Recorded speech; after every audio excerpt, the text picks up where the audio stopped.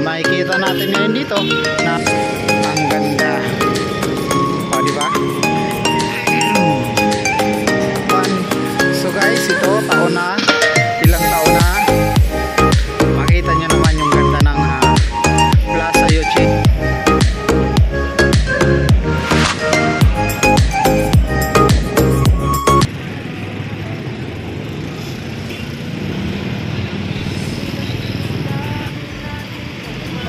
So yun guys, magandang hapon sa inyong lahat at ayan, welcome po sa ating panibagong vlog, Manila Update dito sa Maynila. James Garin TV po nagbabalik. Ayan, so nandito tayo ngayon sa may Plaza Yochenko at ito nga po ay request ng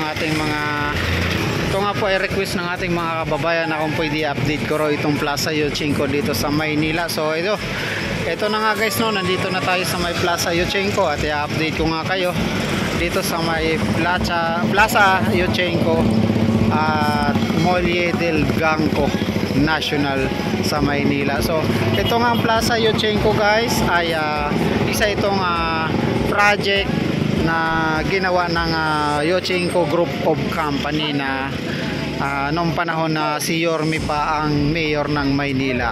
So makikita natin ngayon dito na napakaganda naman at ito ay continue nga po yung kalinisan at meron itong mga gwardiya dito. So tara, maglalakad-lakad tayo. So ayan guys, makita nyo naman alagang-alaga to rito. Ayan, napakalinis. So yung Christmas tree pala dyan na nilagay nung Pasko at saka New Year na ayan, niligpit na nila para pagdating ng next New Year, ayan, meron silang ulit na magagamit, no? Kasi sayang naman kung hayaan na lang dyan hanggang sa masira. So ayan,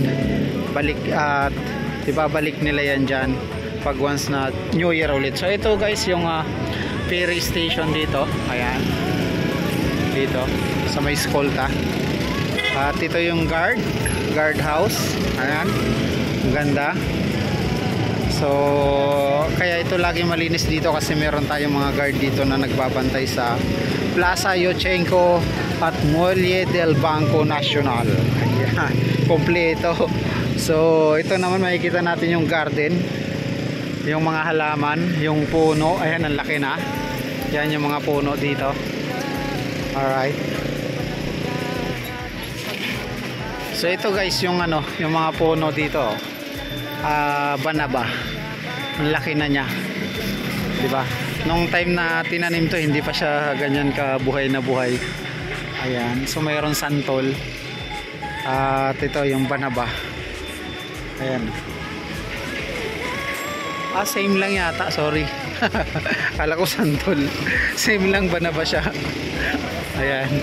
At ito naman, tingnan nyo, wow, butong. Yan, butong leaves have medicinal values. Ayan, so ang ganda. So isa rin ito sa mga nalagay na rito na pinaganda. So dati yung mga halaman dito hanggang ganyan lang. Ngayon laki na, tataas na ng halaman, tsaka tinitrim na lang ito para mas magandang tingnan. Ayan, so ayan, isa pang butong tree. Dito pa ganun din. Alright, ang ganda. So kung makikita nyo yung view naman, ayan, pag pinaling natin, wow, Jones Bridge. Tapos Esplanade, yung Esplanade, Post Office Esplanade. Ang ganda. Diba? Solid, napakasulit nyan.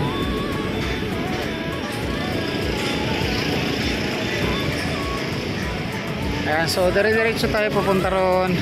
Maglalakad tayo para pakita ko sa inyo hanggang doon sa may kabila kung gaano ito kaganda itong Plaza Yochenko dito, para ayan, ma-share ko sa inyo kung paano ito dito na-maintain. So na-maintain ito dahil sa ayan, merong guard at talagang nawala yung street dwellers. So yung mga nagsasabi kasi ngayon lang maganda yan, pero after ng ganyan, natapos na ilang buwan, So guys, ito ilang taon na, makita nyo naman yung ganda ng Plaza Yochenko. Tuloy-tuloy yung maayos na kalinisan dito, at saka walang natutulog na street dwellers. So talagang makikita may bantay siya, no? So iba talaga pag mayroong guard. Ayan. Alright, nandito na tayo banda. So ayan pala yung pangalawang Coast Guard. Ayan yung pangalawang guard dito. So 3 guard kasi yung mayroon dito. Oh, Alibangbang tree. Oh, parang alibangbang nga siya, oh. Alibangbang tree.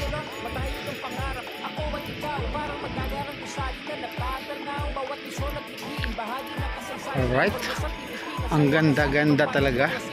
So iba talaga nga nagawa dito ng Plaza Yochenko. Napaka-the best naman ng pagpundo nila dito ng lugar na ito para pagandahin lang. So saludo talaga tayo sa Plaza Yochenko, sa Yochenko Group of Company na nagbigay ng pondo rito.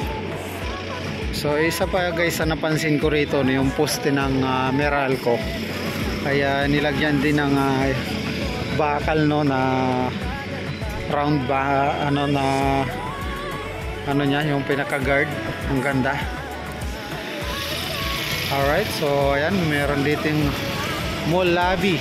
Ayan, Molavi tree. Ayan, so ang ganda na rin, ang laki na niya.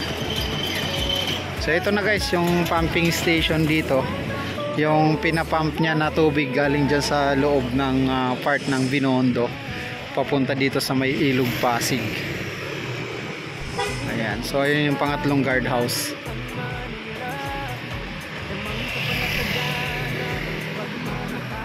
So ito na yung pangatlong guardhouse dito, makikita natin. Ayan,